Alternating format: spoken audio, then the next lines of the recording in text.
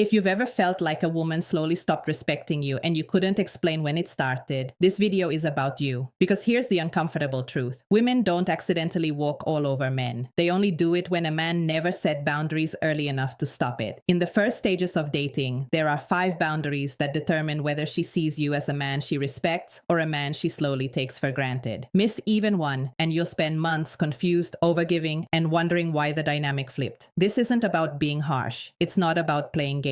And it's definitely not about controlling women. It's about understanding the exact moments where men unknowingly give away leverage and how to stop doing that before attraction turns into tolerance. If you don't learn these 5 boundaries early, you won't just lose her respect. You'll lose yourself trying to get it back. Most dating advice teaches men how to react. This video teaches you how to position yourself so you don't have to react at all. The difference isn't confidence or charisma, it's structure. Boundaries create structure, and structure determines who leads the dynamic and who adapts to it. If you're ready to shift from guessing to understanding, like the video and subscribe now, because once you see how these dynamics actually form, you stop chasing outcomes and start controlling your own position. And that shift begins with the very first boundary most men ignore. Let's break that open. Number 1, never open financial access before she's earned it. Men confuse sharing with bonding. You think talking about money is just conversation. You think you're being transparent, relaxed, authentic, but that's not how it lands on the other side of the table. To a woman, early financial information is not intimacy, it's data. The moment you talk about your income, your investments, the cost of your car, the trips you're planning, something subtle but irreversible happens. You stop being a man she's discovering, and you start being a man she's measuring. Not emotionally, practically. This is what I call the provider audition. She hasn't chosen you yet. She hasn't committed. She hasn't invested. But you're already standing on stage proving your usefulness. And the dangerous part is that you usually don't even notice it happening. You mention your salary casually. You joke about a bonus. You talk about how much you've saved this year. You think you're just making conversation. But in her mind, a quiet assessment begins. Stability, capacity, access. From that point on, attraction stops being emotional and starts becoming evaluative. Here's the truth most men don't want to hear. Once a woman starts evaluating your wallet, she stops feeling you. Curiosity turns into calculation. Tension turns into expectation. And no, she doesn't need to ask you for money for this shift to happen. All she has to do is observe how freely you expose it, how eager you are to signal that you can provide, how quickly you turn your financial life into proof of worth. Men do this because they were taught that providing equals value, that security equals desirability. But early on, provision doesn't create attraction. It replaces it. You're no longer the man she wants. You're the man she's seeing what she can get from. That's why this boundary matters so early, because once the frame changes, you don't get it back. You can't talk your way out of being evaluated. You can't charm your way back into mystery. The moment she starts evaluating your wallet, attraction stops being emotional. It becomes transactional. When you step in too early and start solving her financial problems, something critical shifts, and it's not in your favor. You don't become her partner, you become her support system. That's the role downgrade most men never see coming. The moment you say, I got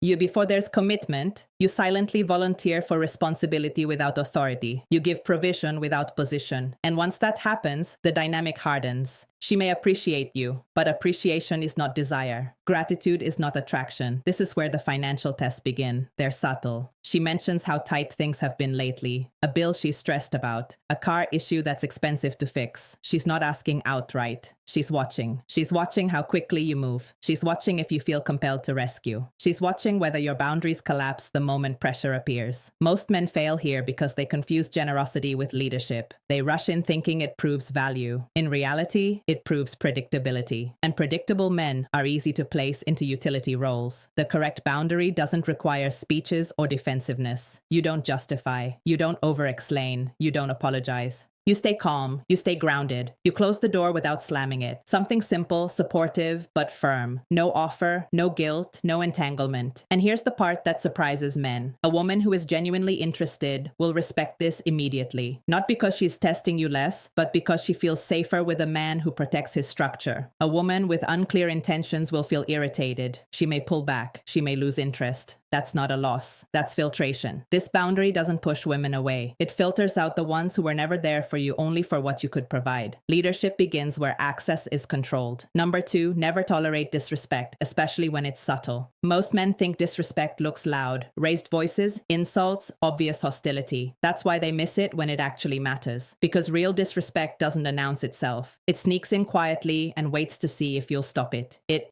shows up when she interrupts you mid-sentence and keeps talking. When she makes a passive joke at your expense and follows it with, "Relax, I'm just teasing." When she casually compares you to her ex. When she ignores your messages for hours, but expects instant replies from you. None of these moments feel big enough to confront, and that's exactly why they work. From a psychological standpoint, this isn't cruelty, it's evaluation. She's asking one silent question. Can I get away with this? Women test boundaries the same way water tests cracks. Slowly, incrementally, one small push at a time. If nothing pushes back, the pressure increases. Here's a scenario most men recognize, but rarely address. You're out with her and a few friends. Everyone's laughing, talking. Then someone asks how things are going between you two. She smirks and says something like, "He's fine." When he's not being clueless, her friends laugh. She laughs too. You smile. You tell yourself it's harmless.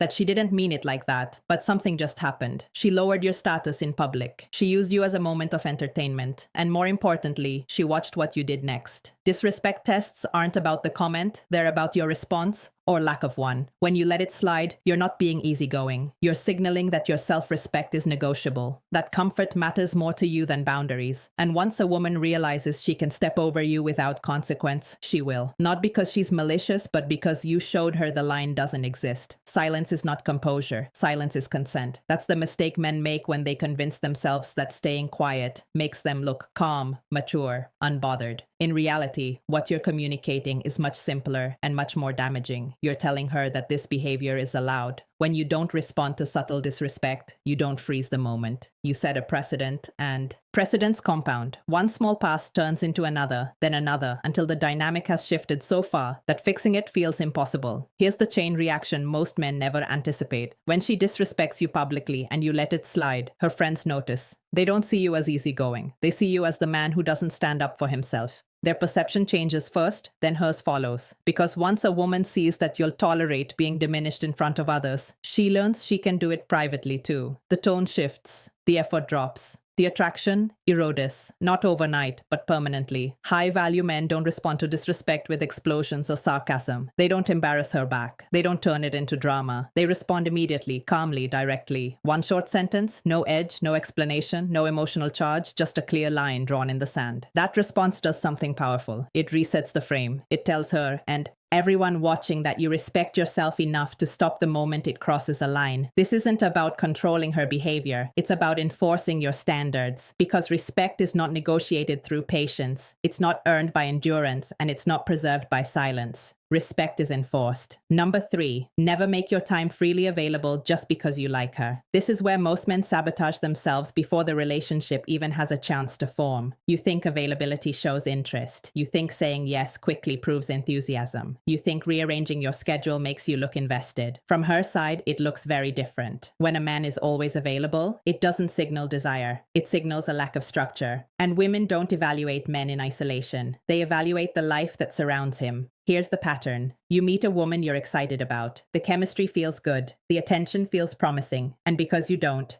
want to miss your opportunity, you start doing something subtle but destructive. You cancel plans. You move commitments. You stay flexible just in case. She texts. Dinner with friends disappears. Gym sessions get skipped. Your schedule becomes reactive instead of intentional. Not because you're irresponsible, but because you're afraid of losing momentum. That fear is what she feels. From a psychological perspective, a woman isn't just asking, "Does he like me?" She's asking, "Does this man have a life that can hold me without collapsing?" When your time becomes an open buffet, she doesn't feel chosen. She feels prioritized at the expense of everything else. And paradoxically, that lowers attraction. Men believe scarcity pushes women away. In reality, the absence of structure pushes them away faster. A man who drops everything the moment she appears doesn't look committed. He looks unanchored. And women don't trust men who have nothing anchoring them. This Boundary isn't about playing hard to get. It's about protecting the foundation of your life. Because when your time loses value, you do too. A man who treats his time like currency is always in demand. Not because he's unavailable, not because he's playing games, but because his life already has direction before she ever steps into it. When you protect your schedule, something powerful happens in her mind. She stops seeing you as an option she can summon and starts seeing you as a man she has to meet halfway. Time creates anticipation when it's not on demand. That's the part most men misunderstand.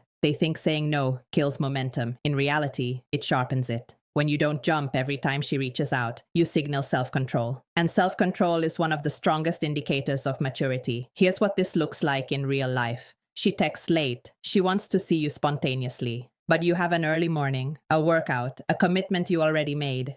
The low-V value move is to abandon your plans and rush over hoping it proves interest. The grounded move is simple, calm, no explanation spiral. You acknowledge her, but you don't rearrange your life to accommodate an impulse. That response does two things at once. It shows that your time matters, and it makes the time you do give her feel intentional, not convenient. There's an important distinction here. Being busy isn't attractive. Purpose is. A man with purpose doesn't need to fake scarcity. His schedule reflects priorities. His life has momentum. And women feel that difference immediately. When your time is protected, attraction has space to grow. When your time is unlimited, attraction suffocates. You don't win by being constantly present. You win by being consistently grounded. Number 4, never become her emotional dumping ground before she commits. This is one of the most seductive traps men fall into because it disguises itself as connection. She opens up early, talks about her ex, the trauma, the chaos, family drama, how every man before you hurt her. She cries on the phone, tells you she's never felt this understood, and you think, this must mean something. It feels intimate. It feels special. It feels like you're different. But emotional dumping is not intimacy. It's recruitment. What's actually happening is simple. She's testing how much emotional labor you're willing to carry before she gives you anything real in return. And most men volunteer without realizing the cost. You listen for hours. You reassure. You stay up late calming her down. You give advice. You absorb her emotional weight. You become steady, reliable, safe, and slowly, quietly, the frame shifts.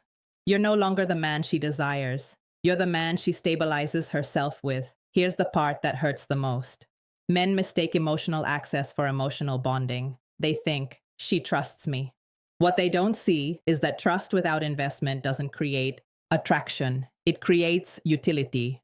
She leans on you, then turns around and gives her excitement, her curiosity, her unpredictability to someone else. Not because you did something wrong, but because you stepped into the role of therapist instead of partner. Masculine polarity dies the moment you become her emotional container too early. Mystery fades, tension dissolves, desire flattens, and you can't argue your way out of that position. Once you're emotionally categorized as the safe one, it sticks. This boundary isn't about being cold, it's about pacing intimacy. Because when you carry her emotional weight before she chooses you, you're giving away your strongest leverage. Emotional closeness is powerful, but only when it's mutual, only when it's earned. Emotional intimacy is currency, and like any currency, it loses value when it's handed out without investment. Here's the distinction most men never learn. You can be present without being responsible. You can listen without carrying. You can care without collapsing into her emotional world. The mistake isn't empathy. The mistake is overextension. When you rush to absorb her pain, fix her wounds, and stabilize her emotions before there's commitment, you reverse the natural flow of bonding. She doesn't grow closer to the man who carries her. She grows closer to the man she invests in. That's how emotional attachment actually forms. Healthy emotional pacing looks different. You listen, you acknowledge, you stay grounded, but you don't dive into problem-solving mode. You don't become the late-night crisis line. You don't let her emotional storms dictate your availability or identity. This boundary protects masculine polarity. Polarity exists when there's tension, space, and mutual effort. It dies when one person becomes the emotional anchor while the other drifts freely. Men often think pulling back emotionally makes them seem uncaring.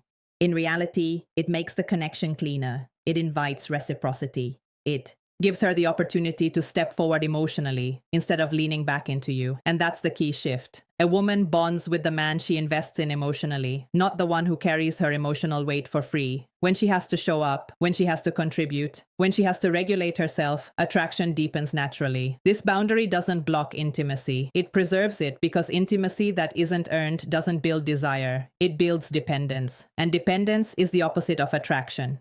Number 5, never panic when she pulls back. This is the moment where most men undo everything they did right before. Things were good, the energy was there, the connection felt mutual. Then something shifts. Her replies slow down. The warmth fades, the effort drops. And instead of staying grounded, you panic. That panic is instinctive. You feel the distance and assume something is wrong. Maybe she's stressed. Maybe you said something wrong.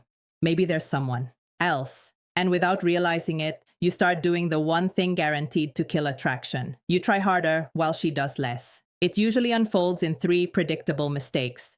First, you fill the silence. She creates space and you rush to close it. More messages, faster replies, extra check-ins. What you're really saying is, I'm uncomfortable without your attention. Second, you try to reassure her. You offer emotional availability on demand. You let her know you're there for anything. Every word quietly communicates fear. Fear of losing her, fear of the connection slipping away. Third, you overcompensate. You plan more, compliment more, give more. You turn the volume up, hoping effort will restore what distance removed. But attraction doesn't work that way. From a power dynamic perspective, the moment you increase effort in response to withdrawal, the balance shifts. She holds the frame. You chase it. And once that imbalance locks in, desire suffocates. A woman cannot miss a man who is constantly trying to close the gap. She can only miss what has space to disappear. Pulling back is not always a test. Sometimes it's clarity forming, sometimes it's interest fading, and sometimes it's simply life. But panic turns every possibility into the same outcome. Loss of leverage, loss of attraction, loss of self-respect. Attraction never returns because you try harder. It returns when there's absence. That's the paradox most men resist because it feels counterintuitive. You are taught that effort fixes problems, that persistence proves value, that if you just show up more, love will stabilize. But romantic attraction doesn't respond to effort. It responds to space. When you stop rewarding distance with increased attention, one of two things happens, and both outcomes work in your favor. If she's genuinely interested, she recalibrates. She notices the absence.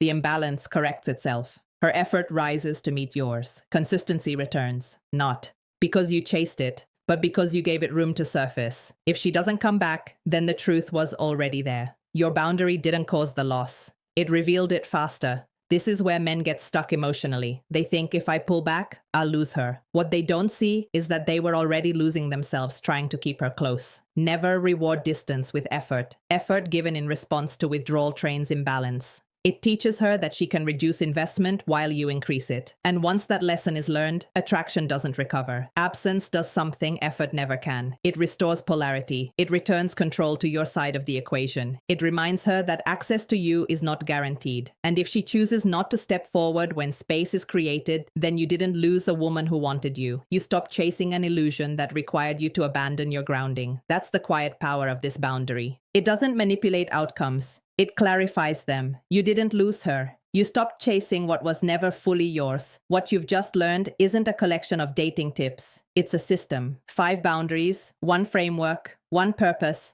protecting your value before someone else decides what it's worth. These boundaries are not about controlling women. They're not about manipulation. And they're definitely not about turning cold or disconnected. They exist for one reason only, to keep you from losing yourself while trying to keep someone else. When you control financial access, you protect leverage. When you shut down disrespect early, you protect dignity. When you guard your time, you protect direction. When you pace emotional intimacy, you protect polarity. When you stop chasing withdrawal, you protect self-respect. Together they form a filter. Women who are drawn to structure, strength, and self-control will feel safer with you. Women who were only comfortable when you were overgiving, over-available, and over-invested will quietly disappear. That's not loneliness, that's clarity. Boundaries don't make you harder to love. They make it possible for the right person to love you without you shrinking to earn it. They ensure that when a woman chooses you, she's choosing the man you actually are, not the version that sacrifices himself to be tolerated. And if there's one truth I want you to walk away with, it's this. You don't gain power by demanding more from women. You gain power by requiring more from yourself. If this resonated, don't keep it to yourself. Subscribe. Stay here. This channel exists for men who are done being confused, drained, and second-guessing their worth. Like the video, share it with the man who keeps giving too much and getting less. And leave a comment. Tell me which boundary hit you the hardest. This channel isn't here to comfort you. It's here to keep you from losing yourself.